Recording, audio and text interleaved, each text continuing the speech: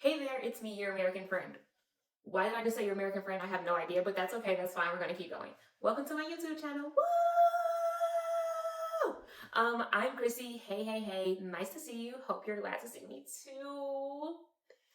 Okay, so you probably found this by the Honey Cluster, Peace with Disease podcast, TikTok, one of those things. If you did, I'm so glad you're here. Yay, venturing out into new things. We love it. We love it.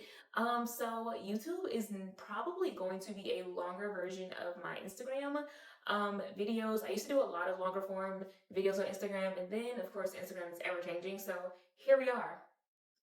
Here we are. Also going to post some podcast episodes here as well. I may redo some because a lot of them I just do the audio. So I may redo some to post here as well. We'll see what happens. But I'm super excited for you guys to be here with me. I don't know my posting schedule yet, but we'll get there. But if you don't know me from any of those things, hi. Hey. So like I said, my name's Chrissy. Mostly I get on the internet and talk about the gaping hole in the middle of my head, pictured here. The gaping hole in the middle of my head caused by an autoimmune disease called lichen plantar. And today I am going to explain all of what that means to you guys. So bear with me. I haven't told the story in a while, so you're in for a treat. But while I do this, I'm going to do some nails. I have become a press-on girl. I actually think that paying for nails is a complete waste of money and time. Nothing about that is soothing to me, nor is it self-care. It's literally the most annoying thing ever because, yeah. When I used to get my nails done and I would pay for them, they would always cut my nails. And I have naturally long nails, but they would always cut my nails even if I asked them not to. And I feel like if you cut my nails, I just can't scratch or attack somebody if they try to kidnap me. So it's just a no for me. Very irrational fear. I am not one of those human trafficking conspiracy theorists because I used to work in human trafficking, and a lot of the things people say online are actually inaccurate, but that's not why we're here today. So I am going to share with you guys my autoimmune story. Okay. Have you ever, yeah, you guys are gonna learn a lot about me and my randomness. Have you ever had something, like, have you ever thought something as a kid and it made so much sense to you, and then as you got older or you realized the truth, you were like, why did you why did you think that? Like, why did that make sense in my head? Are we gonna blame it on innocence or are we gonna blame it on, I don't know. I feel like that happens to me a lot of the time. Also, I never do these right. So if I'm doing them wrong, please let me know in the comments because they literally, people are like, oh, they last all month. And I'm like, they literally last me a week. Stop playing. Don't over exaggerate. But anyway, so when I was about 8 years old, we're going back, okay? When I was about 8 years old, I bumped my head on a cabinet. Yeah, I bumped my head on the cabinet and I thought that,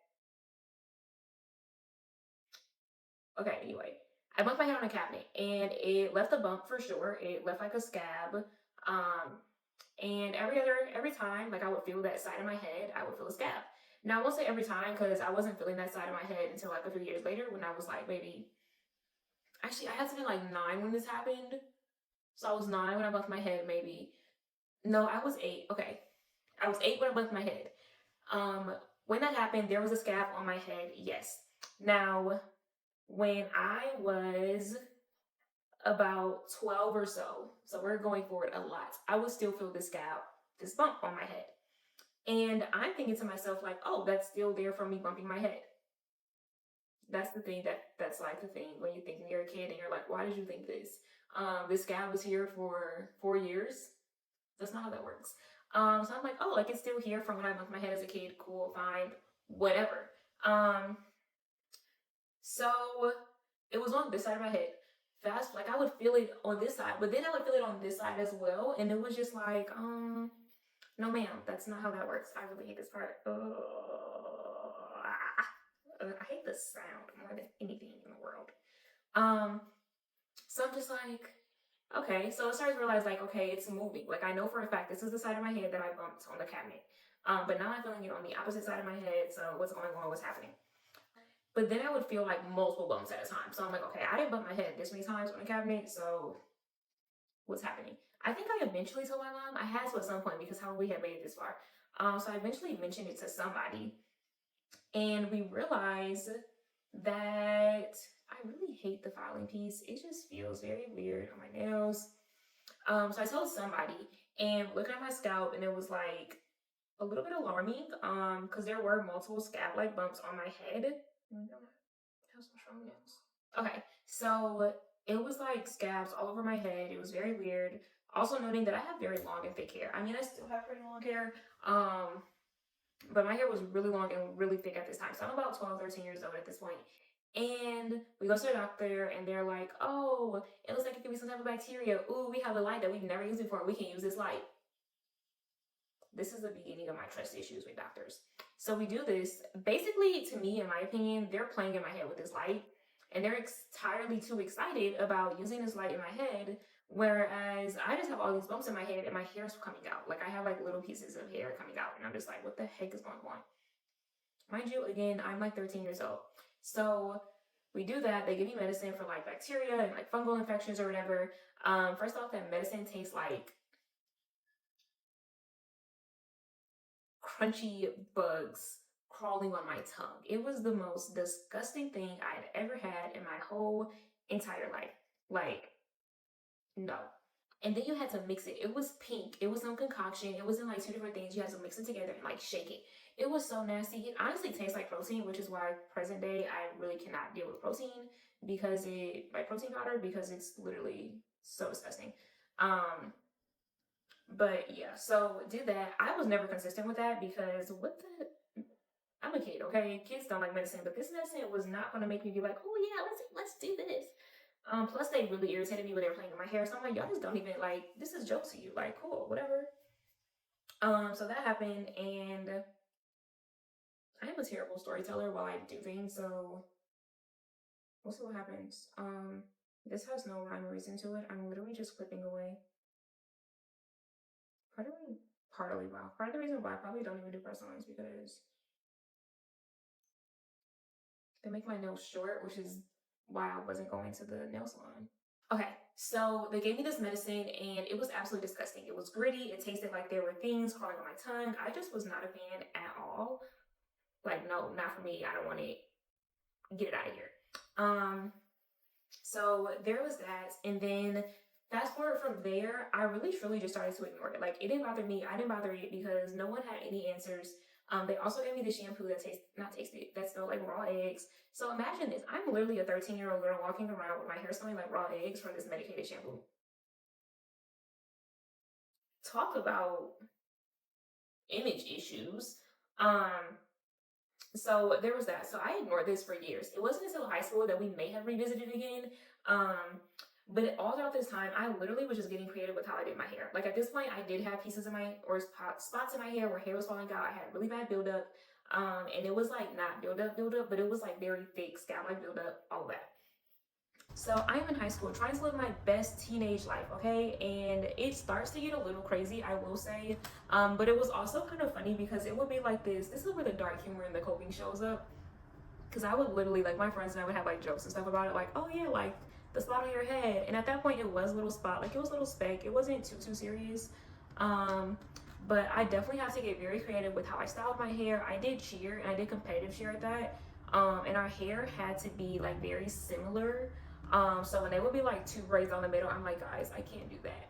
So can we please pick something else? I typically would be the first person to recommend a style so that no one could suggest something that would be like that. Because I could not do it unless I wanted to have a janky part to make it work. But in high school, it wasn't bothering me as much. It was just like there was like a small piece of hair loss in the middle of my head. I don't know if I have a picture. If I have a picture, I'll insert it here. But I'll definitely show like some pictures throughout the story. So there was like a small spot in the middle of my head, and then there was just like buildup, like the scab-like buildup or whatever. So still wasn't doing too much about it, honestly, and I just didn't really, again, it didn't bother me, so I didn't bother it. However, once I got to college, look, the most stressful time of my life, that thing popped out. And when it popped out, okay? My freshman year in college is probably the first time that I was like, oh my goodness, this is something that I need to deal with. Like, it was crazy to say the least, okay? I had to like get very creative. I actually cut my hair the shortest it's ever been. I cut my hair a lot in college. But at that time, it was the shortest my hair had ever been. And my hair was super healthy. Like the curls were beautiful, but my scalp was a whole nother story. It was so crazy. First nail done, or first hand done. And as time went on in college, like my dad would tell me, like, oh, like you're so anxious, like you have to get control of your anxiety, like that's the issue, like that's gonna cause it to get worse. And I'm like, no, like stop calling me anxious, stop saying I haven't, stop putting this on me. Now 13 years later, I know for a fact that anxiety is one of my triggers. When I am stressed, that is a huge trigger for me. But at the time, I was like, no, that is not what's going on. Like, no, leave me alone. And then fast forward to like my sophomore year of college was like when the spot in the middle of my head, it was like a baby bald spot, turned into a full-blown adult. Like, why was it maturing and adulting with me? I don't know. But it was undeniable at that point. This is too big. It was pretty undeniable. Like, there was no way for me to part my hair down the middle and hide it. I literally could only do my hair straight back, or something like that. Like, there were a lot of restrictions for me at that point, and still ignoring it because didn't have insurance. And I also, that experience with them playing with that light really stuck with me. Like, my mom and I talk about it to this day, and she's like, you're like, the way I perceived it and the way she perceived it, two different perceptions. But I'm like, that stuck with me. Like, and she acknowledges that maybe like me being a kid, like someone should have broke it down what was happening to me. But yeah, that did not happen at the time. So I really truly was like, nope, play with somebody else, not me. So fast forward, I'm navigating this in college. It's getting really bad. I used to talk to people like, oh, I have this spot in my head, and like, da, da, da. Like, I was pretty casual about it. Now, I could talk about this, but don't you say not a damn word about it. I don't want anybody else talking about this. And there was one time, like, someone made a joke in a public setting, and when I tell you guys, I literally was in the bathroom. Like, I went to the bathroom, and I was on the phone with my friends, and I was like, I might lose it. Like, this might be the moment I completely lose it. And it's funny because, like, what they said was something that I actually did a video on this on Instagram. You should go watch it. But what they said was something that I probably would have said myself, but I didn't. So because I didn't say it myself first, I don't want you saying it. Like, don't you say it, because I didn't say it. So yeah. So after that, I actually stopped talking about it to other people because I didn't like that. So fast forward, there was one night, I'm skipping a lot of things, but also this was a point in time, like, I literally paid this zero attention. I am struggling with this one nail. Oh my Jesus. Sweet baby Jesus. I don't think this is the right nail. That's probably why I'm struggling. Fast forward, I woke up one night in excruciating pain. There was this one piece at the top middle of my head that was like agonizing. Like, it was just eating me alive. I couldn't sleep. I was in so much pain. I really wanted to just rip off that piece of my scalp, or that piece of my hair. So essentially when my hair falls out or comes out, it's like the top layer of my scalp lifts, and then the hair lifts with it. And I woke up at 3 a.m. crying, or maybe it was 1 a.m. I don't know. I woke up crying in so much pain. It was literally lifting off my head. I called my mom, crying, sobbing, all of that, and she's like, you have to do something. Like, you can't ignore this. I keep telling you this. My family's been telling me this for a while, okay? I just didn't want to listen. So I made an appointment to go to a dermatologist. It was a really prominent dermatologist in that area.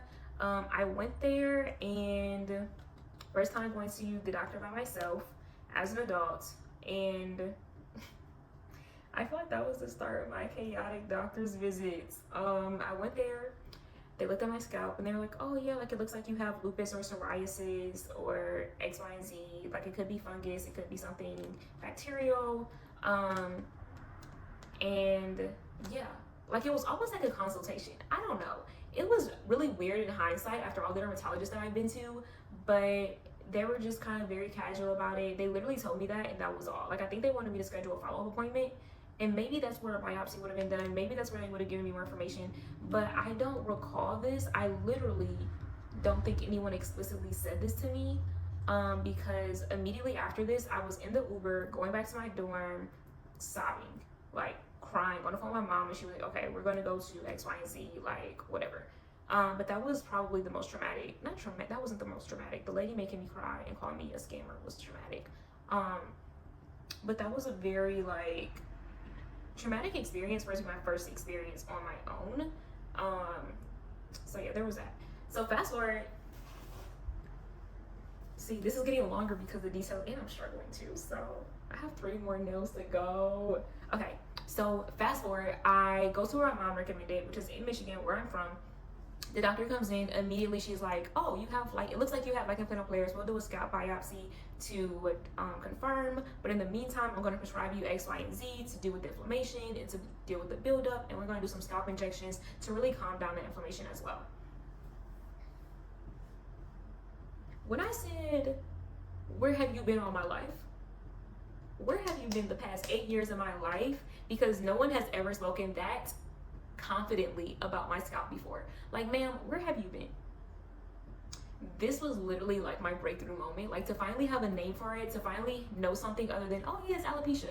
Every time somebody would tell me that, I literally look up alopecia, and alopecia simply is an umbrella term from hair loss. There are multiple forms of alopecia, and in those forms of alopecia, there are different diseases that cause. Like, I'm just like, you guys aren't helping me saying it's alopecia.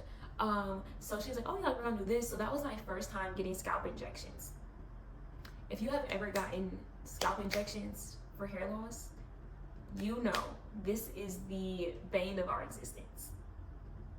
When I tell you, I was sitting in a rolling chair. She started to put that needle in my scalp. I rolled a little bit. She was like, oh no, we gotta move you somewhere else.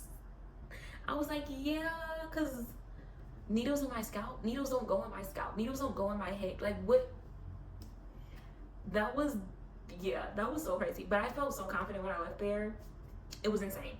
So I was flying back and forth to Michigan from Georgia to get my appointments, and this is without insurance. So my parents and my family are paying for this. I'm paying when I can. My prescription was a compound, which means you don't get it from a regular pharmacy. So that was about $250. Now I will say it was worth every bit of that $250 because it lasted me about 6 months, and it was the only thing that would soothe my scalp.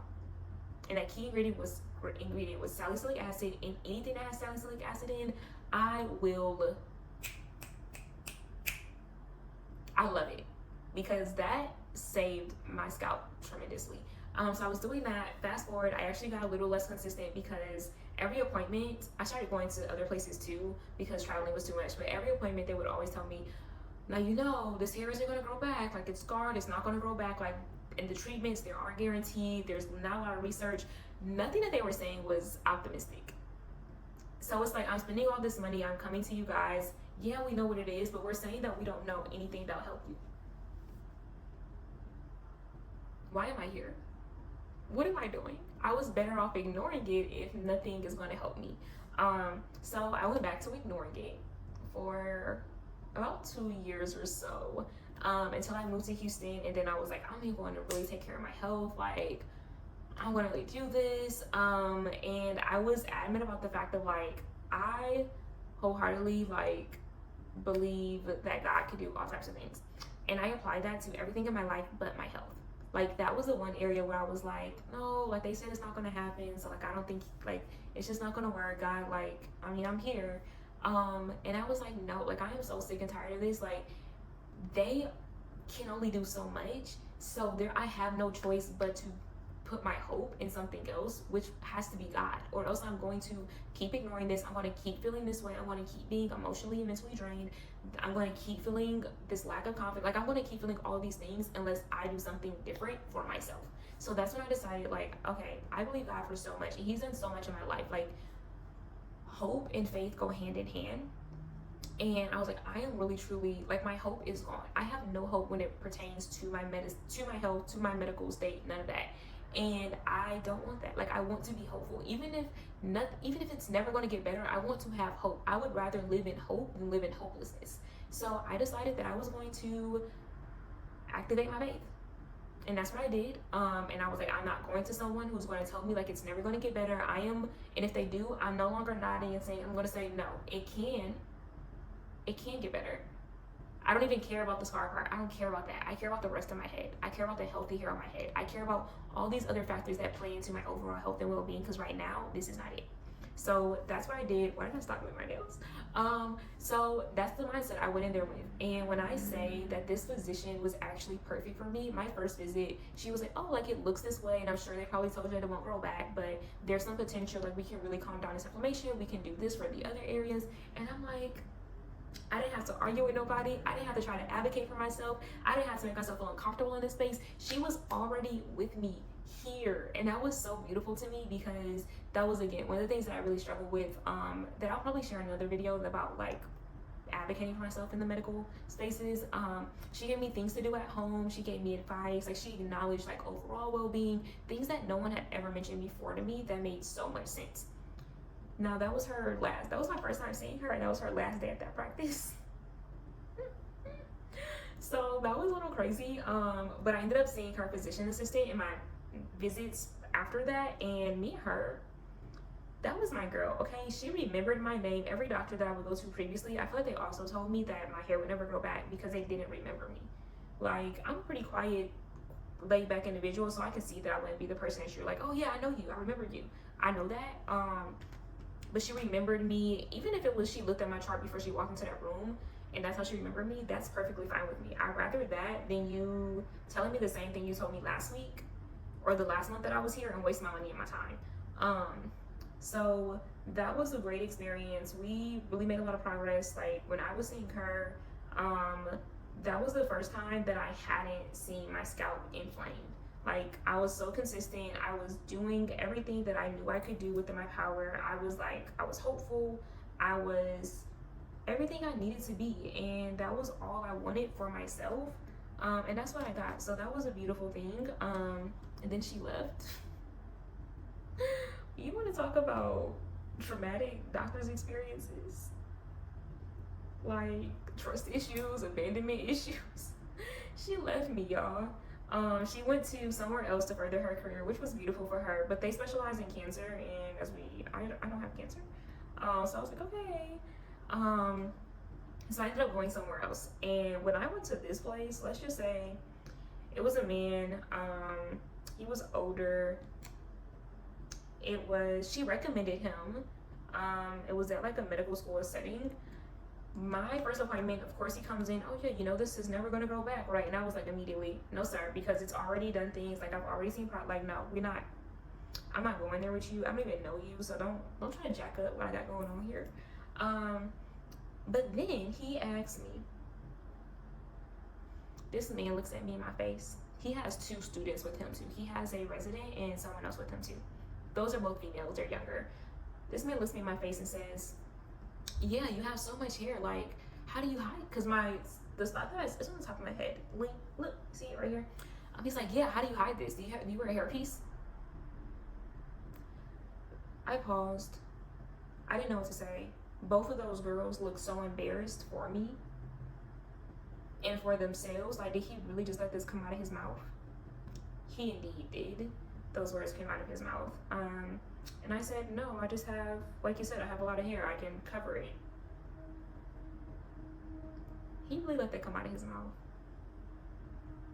That's insane. So yeah, I was like, nope, I don't even want to go back. Like, I was about to go back to ignoring my scalp, living my life. I don't want nothing to do with it.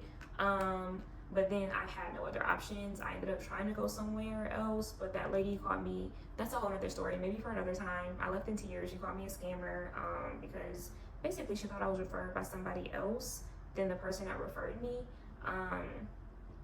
And it just went very left.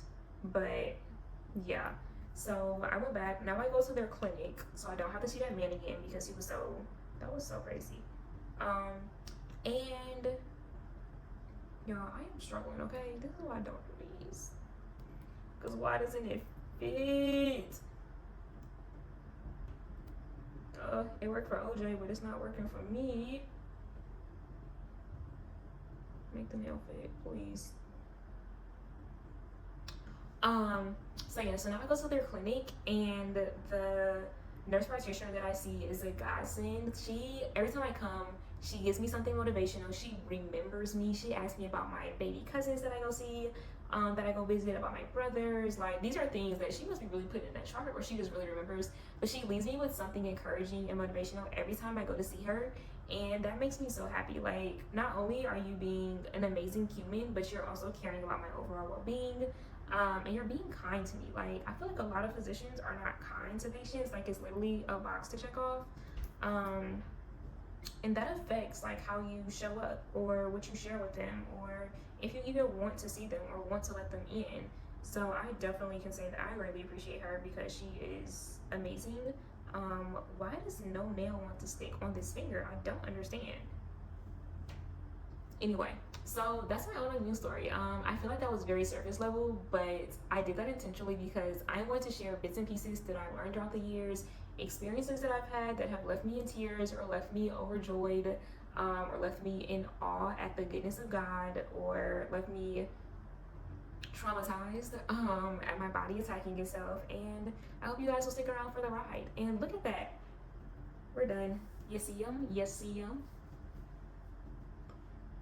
All done. Look at that. We're gonna see how long these last. I don't have a lot of faith. I feel like the glue helps, but then it doesn't. I don't know. But anyway, we'll see what happens next time. Thanks guys for tuning in. Hopefully you'll stick around for the journey. You'll be able to hear all of these chaotic stories. Ask me some questions in the comments. Whatever may be, how I found my perfect doctor, physician, what do I do to stay healthy overall, how do I support my mental health? I don't even care. Whatever you want to ask. As long as it's kind. I like to make safe spaces, and I'll see you guys next time. Bye.